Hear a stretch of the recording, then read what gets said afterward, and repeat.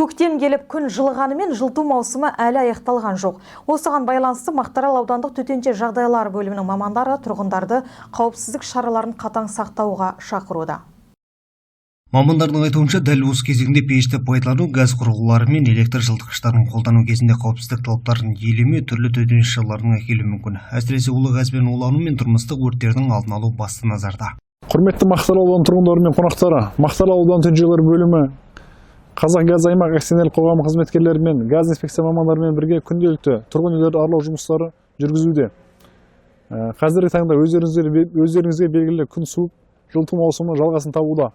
Осыған байланысты барлық қауіпсіздік талаптарын сақтауға шақырамыз. Газ пештерін қараусыз қалдырмаңыздар, жылыту пештерін қараусыз қалдырмаңыздар. Сонымен қатар мұржа, газ пештерінің мұржаларын уақытылы тазартып тұрыңыздар.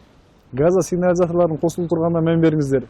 Газовый колонкалардың мұржасының сыртқа шыққанына мән беріңіздер. Және таза болуын қадағалаңыздар.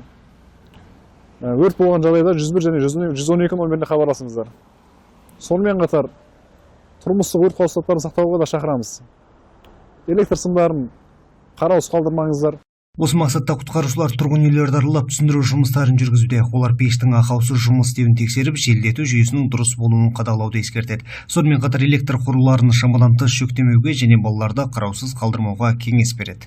Мақтаарал ауданының тұтынушыларын газ ережелерін қатаң сақтануға шақырады. Және де газ плиталарына, газ құрылғыларына кішкентай балаларыңызды жақындатпауға шақырады.